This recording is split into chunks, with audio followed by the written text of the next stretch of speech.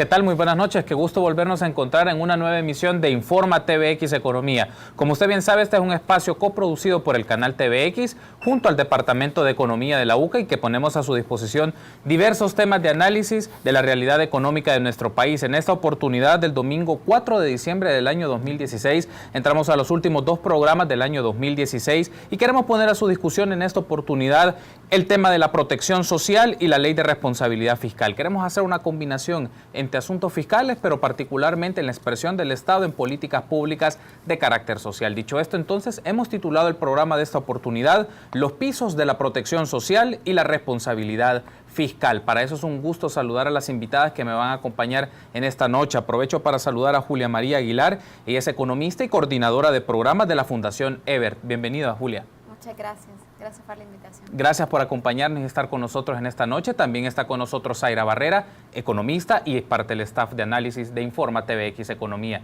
Bienvenida, Zaira. Gracias por la invitación y buenas noches también a la teleaudiencia que nos acompaña para desarrollar este tema, que como veremos es relativamente desconocido, pero muy importante y muy cotidiano.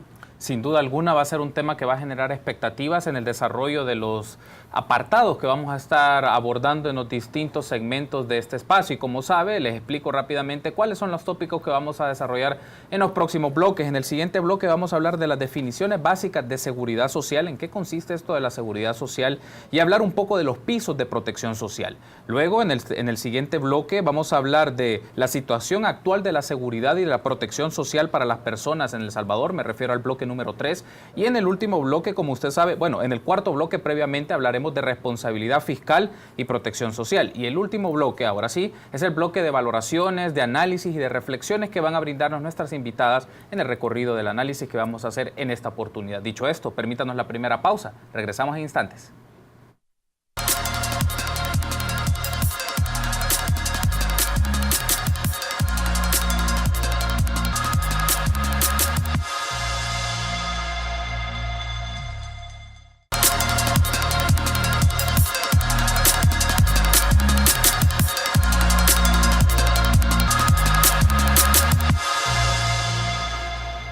Continuamos en su programa de Informa TVX Economía correspondiente a este domingo 4 de diciembre. El tema que vamos a desarrollar en esta oportunidad es los pisos de protección social y la ley de responsabilidad fiscal. Me acompañan Julia María Aguilar, coordinadora de programas de la Fundación Ebert, y Zaira Barrera, economista y docente del Departamento de Economía de la UCA. Iniciamos entonces en este bloque que vamos a hablar un poco sobre las definiciones básicas para que usted tenga claro en qué consisten estos conceptos de seguridad social y hablar de pisos de seguridad social. Y Julia, iniciemos justamente con eso. ¿Qué podemos entender por seguridad social? Bueno, la seguridad social básicamente se refiere a el cuidados en salud que tenemos las personas que contamos con un empleo formal, entonces, es decir, las personas que están inscritas al seguro social.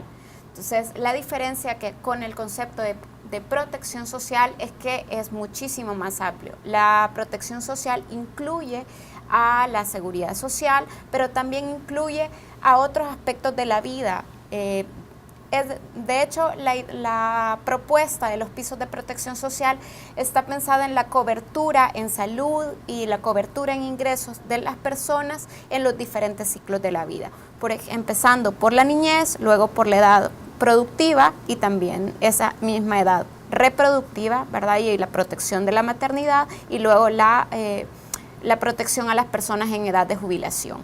Entonces, al decir protección social, estamos hablando tanto de los cuidados en salud, que es lo que a los empleados y empleadas del sector formal les cubre el Instituto del Seguro Social. También estamos hablando de la seguridad previsional, del acceso al sistema de pensiones, pero también estamos hablando de otras medidas que tienen que ver con la protección y el acceso a servicios públicos como la educación. También estamos hablando de la garantía de el acceso a estos servicios que son al mismo tiempo derechos de las personas, independientemente de su estatus en relación a la participación laboral. Es decir, solo recapitulando, Julia, la protección social es un campo amplio que toca temas previsionales, salud y en el proceso del ciclo de la vida de las personas, independientemente de sus características y su posición en la sociedad. ¿Es así? Solo para retroalimentar, Julia. Exactamente, exactamente. Básicamente es un enfoque que busca garantizar los derechos o el cumplimiento de los derechos que todas las personas tenemos por el hecho de ser personas, y que todas las personas necesitamos cuidados a lo largo de nuestra vida, diferentes tipos de cuidados, y necesitamos acceder a ciertos recursos, a ciertos servicios, y el Estado tiene obligación de garantizárnoslo, repito, por solo el hecho de ser personas. Excelente, Zaira. Ahora hablemos un poco sobre los pisos de protección social. ¿En qué consiste esta noción de pisos de protección social y cuál es la lectura que se da desde el campo de la economía? Creo que es importante que hagamos ya esta articulación entre estos puntos sobre pisos de protección social y economía. Ya Julia ya nos ha hablado sobre qué consiste seguridad social, pero también qué consiste la protección social. Bueno, para empezar, quizá es bueno que conozcamos cómo es que esta cuestión de los pisos de protección social va ganando, va adquiriendo realidad, se va posicionando como tema y va ganando terreno, sobre todo a medida que la sociedad civil se entera y los puede defender, que es un poco por ahí donde la Fundación ubica su actividad, y más adelante Julia nos lo dirá sí, con más detalle. Pero entonces, ¿por qué surge esta cuestión de los pisos de protección social? ¿Es una cosa nueva? ¿Es una nueva moda? ¿Qué es?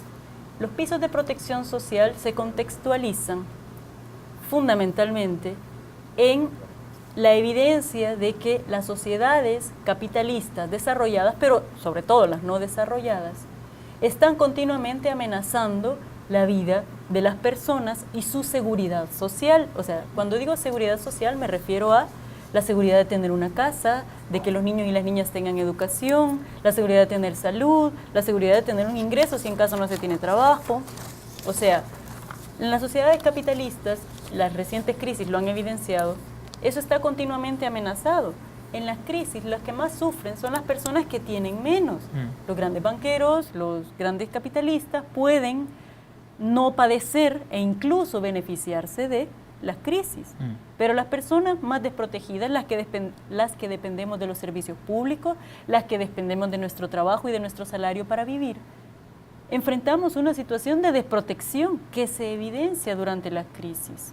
Entonces tenemos las imágenes de la gente que se queda sin vivienda, por ejemplo, en los países desarrollados, ver gente viviendo en los parques, y en nuestro caso no debo convencer a la teleaudiencia de la desprotección a la que nos enfrentamos si no tenemos un empleo y si no tenemos un ingreso. Entonces la idea de los pisos de protección social es un tema posicionado desde la OIT, que lo ha trabajado, y se refiere a que las personas tenemos derecho a no quedar desamparadas en sociedad, en el sistema económico, y que por lo tanto hay ciertos pisos, por eso se llama piso, hay ciertos pisos que deben cubrirse que no estén directamente vinculados a si tenemos o no un empleo en el sector formal, como ya lo mencionaba Julia recientemente. O sea, los pisos de protección social lo que muestran es la noción de que necesitamos una protección social que no esté amarrada al hecho de que tengamos o no un empleo en el sector formal. Estos pisos de protección social se abordan desde 4 pilares. Uno de los pilares tiene que ver con tener ingreso en la infancia, o sea, asegurar que los niños y niñas tengan satisfechas ciertas necesidades que dependen del ingreso en la infancia, que aborda, pues tiene que ver con salud, educación, etcétera. También tiene que ver con tener un ingreso básico mínimo durante la vida activa y en la edad adulta y productiva y reproductiva, como bien lo mencionaba Julia. Tiene que ver también otro piso con el ingreso para las personas adultas mayores. Sí. O sea, un ingreso al que tiene derecho por ser persona, no por haber trabajado en el sector formal o no, sino porque es persona y tiene derecho a un ingreso en la adultez mayor. Y se me ha olvidado el 4º pilar, tal vez en el camino lo recordamos con Julia, porque ahora mismo no me acuerdo. Entonces, son esos pilares que fundamentan a esta idea de los pisos de protección. Y la idea de los pisos de protección es que tienen una dimensión horizontal, o sea, universal, que todas las personas tengamos acceso a esos pisos, todos los niños y las niñas, todas las personas adultas mayores y todas las personas en edad de trabajar tengan derecho a una protección si en caso se quedan o no tienen trabajo o empleo. Entonces, esa es la dimensión horizontal, ¿sí? Universalizar. Pero también tiene una dimensión vertical, es decir, una vez que se haya garantizado que todas las personas tenemos cubiertas esas necesidades a lo largo de nuestra vida, en la niñez, en edad activa y cuando seamos adultos mayores, sobre eso se puede avanzar en dirección vertical y eso significaría avanzar, por ejemplo, a esquemas contributivos de salud. Sí. Quizá para ilustrar, vea, un piso de seguridad social sería el sistema público de salud, al que en principio todos y todas podemos asistir, aunque tenga la calidad que tiene en nuestro caso. Ese es un piso. ¿Cómo se avanza hacia arriba? Por ejemplo, el seguro social. El seguro social ya no es universal, porque ya depende que estemos cotizando. Sí. Pero es una forma de protección más limitada que la primera, ¿verdad? Y luego avanzar a otros esquemas. Ya hay gente que ni siquiera cotiza al Seguro Salvadoreño, al Instituto Salvadoreño del Seguro Social, sino que tiene otros esquemas. Sí, eso es como en dirección vertical. Pero de lo que se trata, los pisos de protección social, es garantizar esa horizontalidad, o sea, esa universalidad en la cobertura de estas dimensiones que no nos dejen vulnerables ante el sistema económico, que es lo que nos toca vivir día a día, digamos, en El Salvador. O sea, dependemos tanto de nuestro trabajo y de nuestro salario para todos los aspectos de nuestra vida, que no tener trabajo y no tener salario suficiente realmente nos pone en una situación de vulnerabilidad en la que estamos. Tenemos que hacer una pausa, pero me gustaría que en el próximo bloque, Julia, hablemos de esta noción de los pisos de protección social que nos ha hablado Zaira y nos lo ha explicado de una manera muy ilustrativa, muy adecuada, es la lectura de derechos. Cómo ver este tema de la protección social como un enfoque de derechos, porque siempre se puede pensar en el imaginario es hay que trabajar para ganarse las cosas, pero cómo lo podemos ver que el Estado tiene como principal obligación garantizarle la salud, la educación, la previsión social a las personas. Entonces me gustaría que ese análisis lo hagamos regresando tras la pausa. Permítanos unos minutos, continuamos con más en Informa TVX Economía.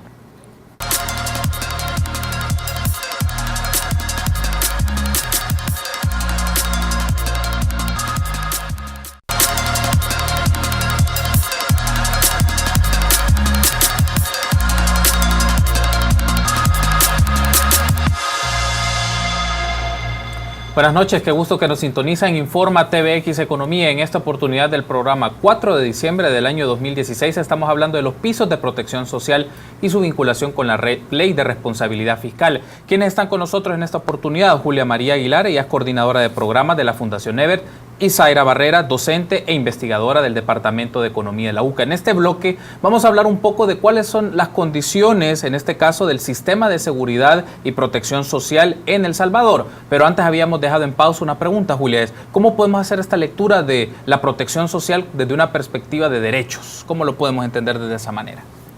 Bueno, de hecho está considerado, como decía Zaira hace un momento, los pisos de protección social surgen de las negociaciones entre gobiernos, sector empresarial y sector sindical en la OIT.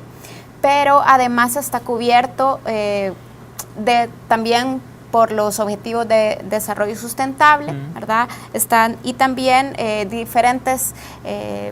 diferentes enfoques de Naciones Unidas está considerado, porque básicamente lo que dice este enfoque es que son medidas que el Estado debe tomar para garantizar a las personas la protección en contra de la pobreza, de la exclusión social y también del hambre. Entonces, es que el Estado debe garantizar para todas las personas un mínimo básico vital. Entonces, bueno, esto tiene también total correspondencia con lo que manda nuestra Constitución de la República y también recientemente se aprobó en el año 2013, es una ley reciente, la Ley de Desarrollo y de Protección Social en el país, que tiene como 3 pilares. Uno es el de la inclusión social, el otro es el desarrollo social y el otro es la protección social. Y dentro de eso se ha definido la existencia de un sistema de protección, desarrollo e inclusión social y un subsistema de protección social universal. Entonces, ese sistema de protección social universal tiene como objetivo precisamente garantizar a todas las personas ese mínimo básico del que estamos hablando. Entonces, para recalcar, básicamente tiene correspondencia con un enfoque de derechos porque todas las personas, para tener un bienestar social, necesitamos el acceso a ciertos servicios, a cierta protección, en salud, en vivienda, en educación, ¿verdad? Entonces también necesitamos ingresos, en algunos casos, en algunos países, de hecho, los seguros de desempleo están considerados también como una medida dentro de la protección social. Todas las personas corremos el riesgo de quedarnos sin trabajo en algún momento. Entonces, en el caso de El Salvador, lo que sucede cuando nos quedamos sin trabajo, entonces sin un empleo formal, lo que hacemos es salir a hacer alguna actividad en el sector informal, ¿verdad? Entonces, y buscar, o nos endeudamos, o vemos si el familiar o la familiar que tenemos en el exterior nos puede mandar una remesa, es decir, emigramos, es decir, buscamos cómo garantizarnos individualmente o colectivamente a través de nuestras redes sociales ese bienestar. Entonces, porque no hemos tenido la cobertura básica mínima de la que estamos hablando. Y justamente quiero continuar con usted, Julia, sobre esta idea. Ya regreso luego con Zaira para que nos dé también su perspectiva del análisis desde la economía, pero desde el gobierno del expresidente Mauricio Funes se planteó el sistema de protección social universal como una de las apuestas que tenía esa gestión de gobierno, y que eso conjuntó o unió una serie de programas que ya se venían trabajando desde gestiones anteriores y programas nuevos. ¿Cómo podremos, bajo esa lectura que es la propuesta que se hizo en esa gestión de gobierno y luego se fueron retomando en la posterior, cómo se podría hacer una lectura en este momento, Julia, del sistema de protección social en este país? ¿Cómo podríamos, no sé si decir calificarlo, pero qué elementos podríamos posicionar para el análisis de nuestros amigos y amigas, hablar de un sistema de protección social en este momento en El Salvador? Bueno, yo creo que, antes de decir que si es adecuado o no adecuado, me gustaría como aclarar cuáles son los programas que están dentro de este sistema de protección social universal. Entonces estamos hablando de los programas de combate a la pobreza, como el vaso de leche, la alimentación escolar, estamos hablando de los uniformes, de los zapatos, estamos hablando también de este programa Un Niño, Una Niña, Una Computadora, estamos hablando de los programas de agricultura familiar, del programa de atención temporal al ingreso, el PATI, y luego que ahora ha pasado a ser Jóvenes con Todo, ¿verdad? También estamos hablando de Ciudad Mujer, de la pensión básica universal, de las comunidades solidarias rurales. Entonces, varios de estos programas surgen no solo porque el interés del gobierno de instaurar este sistema de protección social universal básico, sino que también surge a raíz de la crisis financiera internacional. Había necesidad de generar ese plan anticrisis y buscar maneras de que no mayor cantidad de gente de la que ya había cayera bajo la línea de pobreza. Entonces, se crearon estos programas y a mi juicio no han podido ser universales, y precisamente eso tiene que ver con lo que hemos venido hablando y el tema que nos convoca también sobre la responsabilidad fiscal. No ha podido ser universal, lastimosamente. Han sido más bien programas focalizados, aún si se llama pensión básica universal, por ejemplo. Esta pensión se le ha dado solo a personas en municipios priorizados como donde hay un porcentaje alto de la población en situación de pobreza. Entonces, a pesar de que me parece que ha habido un avance en la política social entre el gobierno anterior y en la medida en que se ha logrado aprobar esta ley de desarrollo y protección social y se han ido modificando en alguna medida los programas, se han hecho, por ejemplo, más Ciudad Mujer, ¿verdad? Hay una Ciudad Mujer Joven, por ejemplo, que pretende ser una medida de acción positiva hacia las mujeres jóvenes. Entonces, Pero el problema básicamente de estos programas ha sido precisamente que no son universales y que están lejos de serlo precisamente porque no se cuenta con los recursos necesarios y porque creo que hay de hecho una presión hacia la focalización. Esa es una buena mención la que ha hecho usted, Julia, porque me permite hacer esta siguiente interrogante para tener la apreciación de Zaira. Cuando se habla de estos programas con estas características, los que ha descrito Julia sobre los programas como Vaso de Leche, el programa de útiles escolares, pensión universal, se suele hablar y utilizar el término que el Estado está siendo paternalista o asistencialista cuando brinda este tipo de programas. ¿Cuál es tu análisis sobre este tipo de afirmaciones? Bueno, a mí me parece que como en El Salvador no hemos tenido a lo largo de nuestra historia un sistema de protección social. O sea, somos generaciones y generaciones que hemos crecido en un sistema que nos ha enseñado que trabajar es ganarse la vida, porque aquí uno no tiene la vida garantizada, aquí uno se la gana con el trabajo, o se la malgana, o como pueda. Entonces, tenemos la idea de que estas garantías tiene que dárselas el Estado a las personas que no han podido por sí mismas resolverlo. Es decir, a las personas que están en situación de pobreza extrema, a las personas adultas mayores que no tienen quien las ayude, o que no cotizaron para una pensión y que por lo tanto no tienen ninguna pensión en su vejez.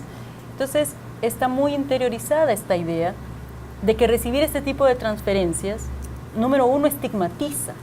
Porque si una persona, una familia, un niño, una niña, una persona adulta mayor recibe esta transferencia, hay un estigma de que la recibe porque no ha podido por sí mismo resolver o por sí misma resolver esas necesidades. Entonces, se puede entender como paternalismo o asistencialismo desde la perspectiva de que las personas que la reciben no lo reciben como sintiéndolo su derecho, sino sintiéndolo como una dádiva y las autoridades ofreciéndolo como tal. Sí, incluso haciendo, me atrevería a decir, uso electoral de esas cuestiones. Sí. Exactamente. Entonces no se asume como derecho. Y de ahí que en materia fiscal, esta idea de que el Estado está siendo asistencialista o paternalista, o está haciendo un uso electoral de estos programas que ya señalaba Julia con anterioridad, provoca resistencias frente a destinarle más recursos económicos, ¿verdad? Entonces, contra la idea que nosotras estamos planteando acá, que ya bien mencionó Julia, contra la idea de que son derechos que deben ser universalmente garantizados, se contrapone la idea de que no, aquí no hay que universalizar, lo que hay que hacer es focalizar. Entonces tenemos dos corrientes antagónicas enfrentadas, ¿verdad? Lo que la OIT diciendo, no, deben ser pisos por debajo del cual nadie en el país debe de estar, frente al tema fiscal diciendo, no, es que como la colcha es pequeña, ¿verdad? Solo dejémosla para aquellos que no puedan por sí mismos y el resto, el que pueda, que se la rebusque como le sea posible. Entonces, nosotras estamos posicionando el tema de la protección social desde la perspectiva de derecho en ese sentido. Porque si el Estado asume su obligación frente a ese derecho nuestro, tiene que reflejarlo en las prioridades políticas del presupuesto. Porque Julia mencionaba una cosa, como no hay recursos, entonces se dice hay que focalizar. Focalizar en una cosa y no en otra es una opción política. Porque a veces, no a veces, creo que en general se pone el énfasis en que las personas estamos recibiendo una transferencia para el consumo o el subsidio para esto y lo otro. Casi no se sabe y muy pocas personas lo señalan, especialmente si se trata de organizaciones con fuerte presencia mediática, como la NEP, por ejemplo, que el Estado pierde cientos de millones de dólares al año con gasto tributario, o sea, con impuestos que no le cobra a los inversionistas para que inviertan. Entonces, esa parte es desconocida. Sí. Entonces, suele cuestionarse esta otra, que si a la gente se le da un ingreso básico, que si la pensión universal debería restringirse solo a aquellos que de verdad no puedan, etcétera. Pero no se cuestionan estos otros usos de los fondos públicos o estas otras renuncias. Entonces, sí es cierto que hay un tema de estrechez presupuestaria que tenemos que abordar y espero que lo hablemos en el siguiente bloque. Sí. Pero también es un tema de prioridades políticas y es claro que a lo largo de nuestra historia el bienestar de la población salvadoreña, y me refiero a la mayoría de la población, no ha sido prioridad política y por lo tanto se nos ha introyectado esta visión de que si recibimos algo es porque no hemos podido conseguirlo por nosotros mismos y que el Estado nos lo está dando. No lo vemos como que es nuestro derecho. ¿Me permitís? Tengo que hacer una pausa, pero si les parece, hago la pausa y regresamos, sí, claro. Porque justamente tenemos que hacer la conexión entre responsabilidad fiscal, presupuesto y protección social, que es el tema que vamos a desarrollar en el siguiente bloque. Permítanos unos segundos, regresamos a Informa TVX Economía.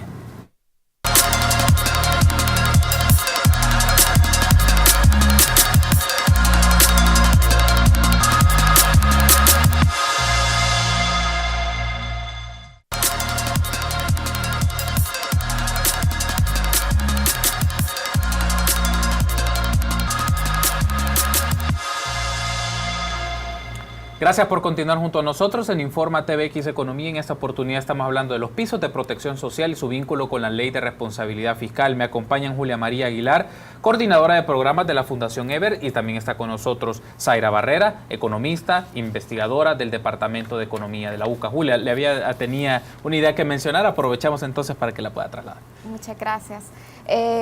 No, solo quería agregar a lo que ya Zaira mencionaba, que el problema, uno de los problemas de focalizar está en que si pensamos en que deben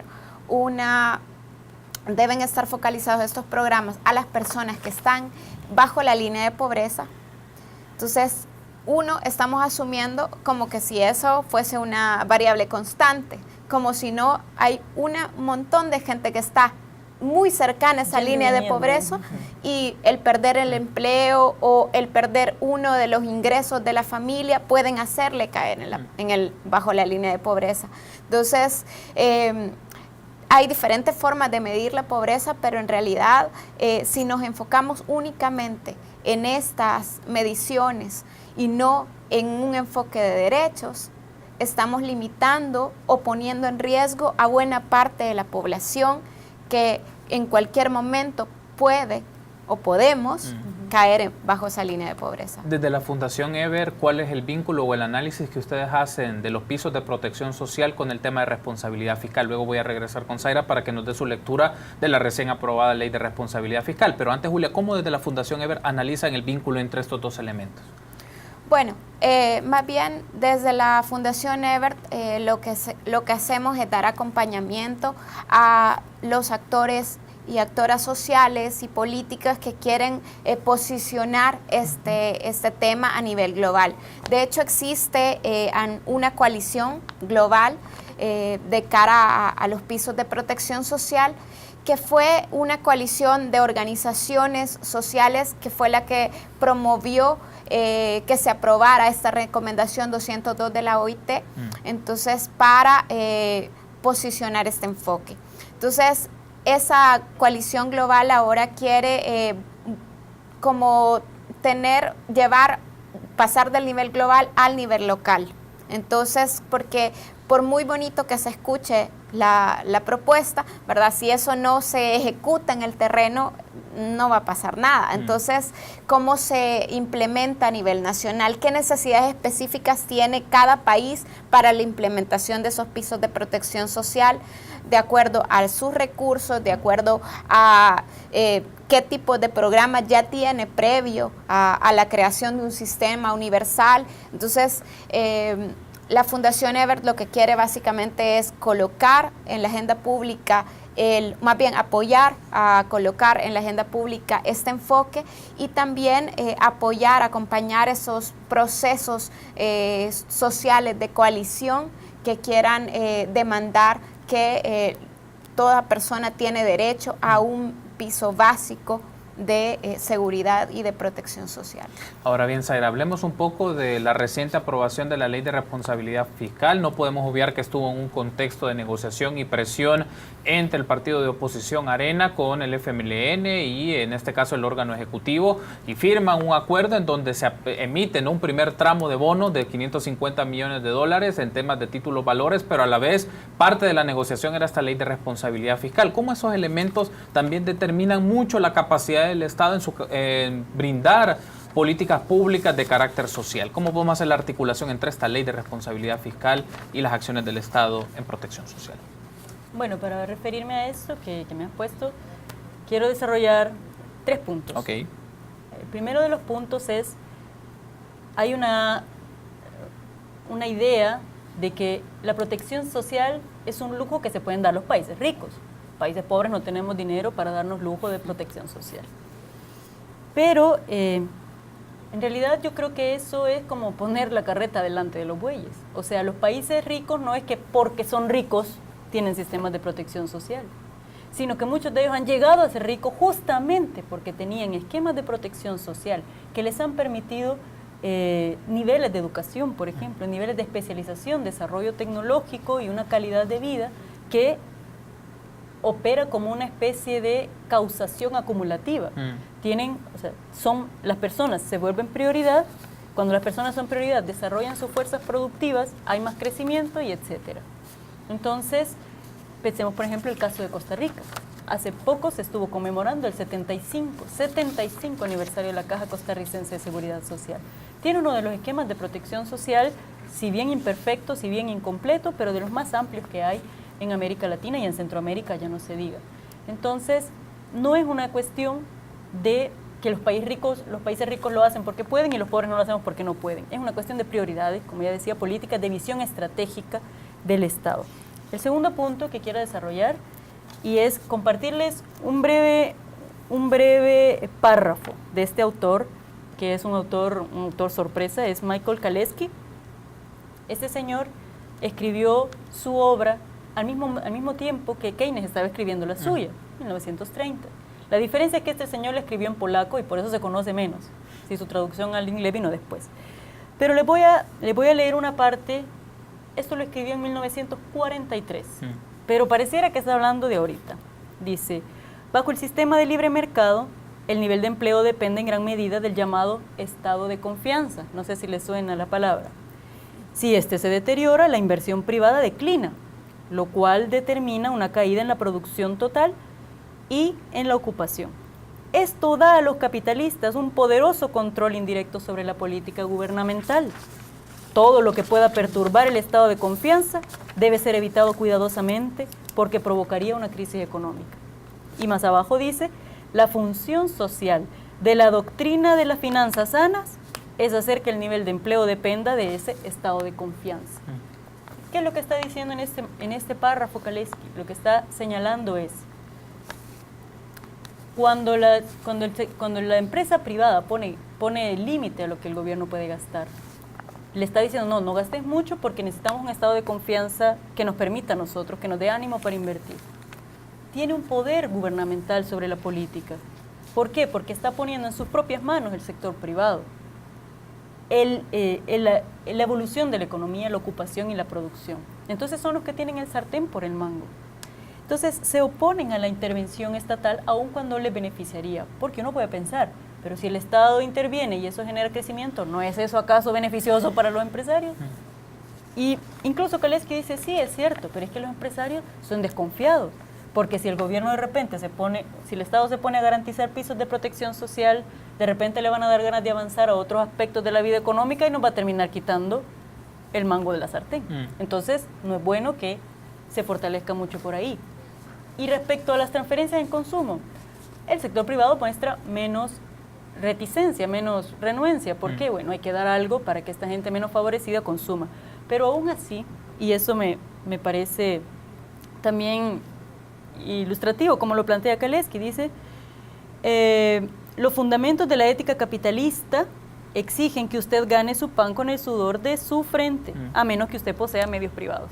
O sea, que sí están de acuerdo con las transferencias en materia de consumo, pero que de todos modos, lo que ya decía, ahí hay un estigma, ¿vea? Si usted no lo puede ganar con el sudor de su frente, bueno, ahí está el Estado para que le dé. Entonces, lo traía esto a colación porque es un marco general para analizar la Ley de Responsabilidad Fiscal para la Sostenibilidad de las Finanzas Públicas y el Desarrollo Social, que es así como se llama. El punto de partida de esta ley es que es necesario ordenar las finanzas, ¿verdad?, para tener un clima de inversión, o sea, un clima favorable al desarrollo social y al crecimiento. Leas entre líneas, un clima donde la inversión privada tenga el mejor de los escenarios para invertir, generar empleo, generar ingresos y etcétera. Entonces, me parece que el espíritu general de la ley tiene que ver con eso. Ahora, ¿cómo se va a lograr eso? Lo que la ley plantea diferentes medidas, pero lo conversábamos con Julia antes de empezar el programa. Las medidas están fuertemente sesgadas hacia el tema del gasto. Controlar el gasto y controlar la deuda. Hace mención de los ingresos, pero de manera bastante más secundaria que el tema del gasto. Entonces, ¿qué tiene que ver esta ley de responsabilidad fiscal con los pisos de protección social? La ley de responsabilidad fiscal, como ya les dije, pone límites al crecimiento del gasto, pone límites al crecimiento de la deuda. Tiene cosas que son necesarias, como por ejemplo la cuestión de la transparencia. Tiene cosas necesarias, señala cosas necesarias, como por ejemplo la lucha contra la evasión y la evaluación de los incentivos fiscales a ciertos sectores productivos. Eso está bien. Sí. Ahora, a mí me surgió la duda, no sé si a Julia cuando leímos la ley, ¿será que era necesario una ley para que el Estado se decidiera a luchar contra la evasión? Si es una pérdida de cientos de millones de dólares de años que no ha empezado este año ni hace 5. Eso es, como decía el profesor Acosta en un programa previo, en este programa previo que lo pueden consultar en los archivos, eso viene desde hace ¿cuánto? O sea, que las prerrogativas del capital es que paguen todos menos nosotros. Ahora resulta que hay una ley diciendo, no, de repente sí es necesario revisar qué hacemos para ver cómo conseguimos esos recursos. Entonces, pero las medidas están fuertemente sesgadas por el lado del gasto, controlar el gasto. Y entonces, ¿esa qué implicación tiene para los pisos de protección social? Que los pisos de protección social tienen el afán de ser una garantía universal y la ley de responsabilidad fiscal lo que hace es cortarle las alas a ese proyecto que ya Julia mencionaba antes de la ley de protección social. O sea, proteger a las personas es obligación del Estado y lo ha reconocido en la ley. Responsabilidad fiscal también es una ley. Entonces, al final, ¿cuál se va a imponer? La ley de las cifras. O sea, que el Estado va a tener que, aunque quiera, aunque tenga toda la intención, va a tener que acotar el crecimiento de estos programas, su ampliación, por cuestiones fiscales, y en esa medida impide que podamos tener estos pisos de seguridad social. Tenemos que hacer una pausa, Julia y Zaira, pero regresando en el último bloque vamos a tener sus valoraciones, su reflexión final del tema que hemos desarrollado en el transcurso de esta hora sobre los pisos de protección social y la ley de responsabilidad fiscal. Permítanos unos segundos, continuamos en Informa TVX Economía.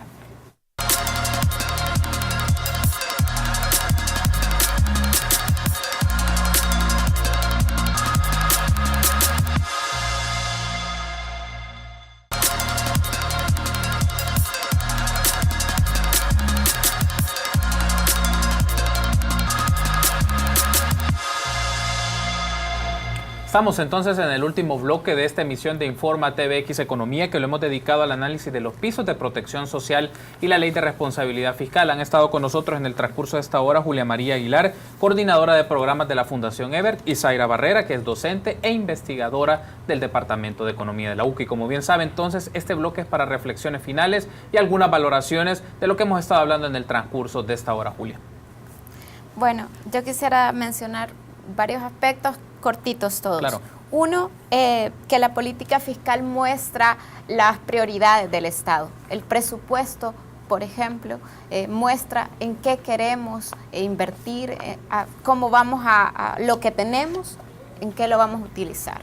Entonces, la segunda cosa que quisiera problematizar es el tema de la deuda. Entonces, tendemos a decir que la deuda es mala. Sí. Entonces, pero yo creo que la deuda es mala dependiendo de para qué nos endeudamos y en qué condiciones nos endeudamos. Entonces, yo creo que la aprobación de la ley puede ser importante. Veremos en unos años, vamos a ver qué resultados ha tenido, pero que al final de cuentas deberían valorarse, ¿verdad? ¿Para qué nos estamos endeudando? ¿Verdad? ¿En qué condiciones nos estamos endeudando? Y si realmente lo que debemos, a lo que debemos poner límites, como decía Zaira, es al gasto, o debemos pensar en otras medidas que urgen, como el tema de buscar que las personas que deben al fisco realmente paguen. Y las últimas cosas que quería colocar, una es que invitar a la población a que lea la Ley de Desarrollo y Protección Social. Luego que también debería todo el mundo conocer la recomendación 202 de la OIT sobre los pisos de protección social. Y también la última reflexión es que me parece que muchos de los problemas que tenemos en nuestra sociedad, como el tema de la inseguridad, del auge de la violencia, tiene que ver con la inexistencia de un real sistema de protección social universal. Que la pobreza y un montón de otras condiciones han generado la condición de crisis a la que tenemos en ese momento. Solo quiero aprovechar esta mención que usted ha hecho, Julia, para continuar con usted esta idea, porque me parece interesante que los amigos y amigas a veces desconectan estos temas, solo los ven en el campo económico o en el campo de las finanzas públicas, pero las situaciones de inseguridad, la falta de empleo, el debate sobre el salario mínimo, están articulados a esta noción de protección social. ¿Y cómo podemos hacer esa conexión para que nuestros amigos que nos están viendo en este momento puedan ver lo que es práctico, es de la realidad? No son asuntos dispersos, no son asuntos técnicos, ni son asuntos del campo nada más de las finanzas públicas y de la economía, Julia.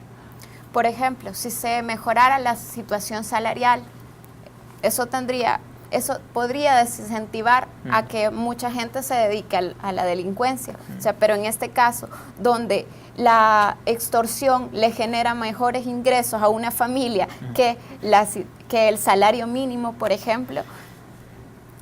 Entonces, o que también muchas familias se ven obligadas a emigrar, a dejar sus casas y todo por la situación de inseguridad y porque no tienen otras oportunidades. Entonces, si en la medida en que generemos bienestar social, en esa medida también podemos ir enfrentando otras problemáticas que nos aquejan en este país.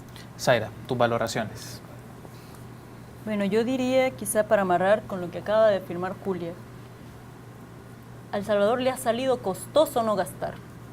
Le ha salido costoso, nos sale costoso, tiene un costo económico, pero social y humano también, a tener a la población abandonada por tanto tiempo, abandonada de todo tipo de protección. Entonces,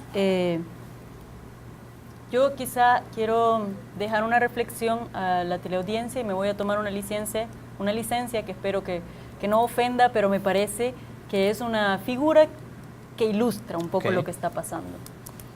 Solemos identificar a nuestro enemigo como lo público, o sea, como el Estado, como el gobierno, la clase política. Entonces redúzcanle cualquier posibilidad de meter la mano donde no deben.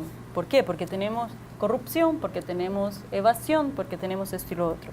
Pareciera que aplica esta máxima, que es un pasaje bíblico donde dice, si tu mano es ocasión de pecado, córtatela. Entonces pareciera que como lo público es ocasión de pecado, acabemos con lo público.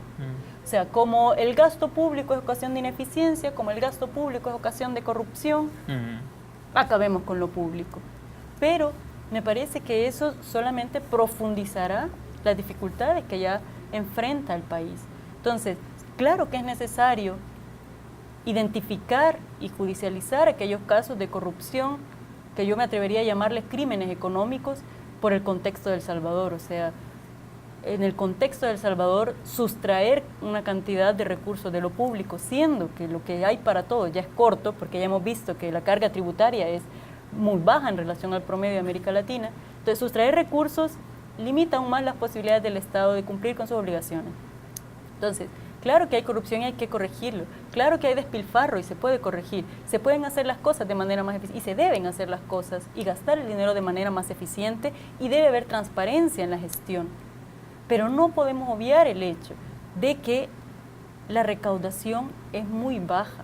Y por eso invito también a la teleaudiencia que consulte el programa previo que tuvimos cuando el profesor Antonio Acosta decía, es que no han querido pagar desde que se constituyó el Estado salvadoreño. Y ahora nos enfrentamos a la misma situación. Entonces, yo quisiera dejar en la población como esa noción. Claro que indigna el tema de la corrupción, el despilfarro y el uso ineficiente de los pocos recursos que hay.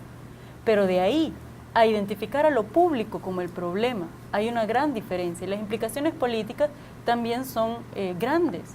Una cosa es que hagamos un uso efectivo, eficaz, eficiente de nuestros recursos. Y otra cosa es que tengamos que resignarnos a una recaudación tributaria tan baja y a limitar la protección de las personas a esa corta recaudación, en lugar de preguntarnos cuánto se necesita para proteger a las personas y por lo tanto buscar los recursos para lograrlo. Entonces, esa es la reflexión que yo dejo a las personas que nos están sintonizando, a que nos enteremos de que van estos debates fiscales y hagamos esa lectura también, o sea, que no nos dejemos ir por la indignación que causa la mala gestión y que de todos modos tiene que causárnosla, pero que también pongamos el énfasis en que hablar de la crisis fiscal y del Estado salvadoreño es de la situación de todos y todas. No se trata de los diputados, de los gobiernos o del presidente, sino de todos y todas, y que la protección social es nuestro derecho y que debemos luchar por ella, y el campo fiscal es el campo en el que se debe dar esa batalla. Ha sido un gusto que nos hayan acompañado en esta noche. Zaira, gracias por haber estado con nosotros en esta oportunidad. Gracias, Carlos. Gracias, Julia, también por compartir estas reflexiones sobre este tema. Julia María, ha sido un gusto. Gracias por haber estado con nosotros y espero que nos volvamos a encontrar en otra emisión de Informa TVX Economía. No, muchísimas gracias a ustedes por la invitación y también decir que el Departamento de Economía de la UCA también nos está colaborando. Hemos iniciado algunos diálogos en este sentido para promover eso de los pisos de protección social. Perfecto, gracias por habernos acompañado. Estuvieron con nosotros en esta oportunidad Julia María Aguilar, ella es coordinadora de programas de la Fundación Ever, y también estuvo Zaira Barrera, docente e investigadora del Departamento de Economía de la UCA. Le queremos hacer a usted la invitación para que, si quiere llevar la secuencia de los programas que hemos estado discutiendo en el transcurso del año, le invitamos a que nos busque en nuestra página de YouTube. Búsquenos como Expresa TVX en YouTube y ahí tenemos Informa TVX Economía, toda la serie de programas y análisis que hemos puesto a su disposición en el transcurso de este año. Se despide entonces su amigo Carlos Monterrosa. Será hasta dentro de un par de semanas en una nueva emisión de Informa TVX Economía.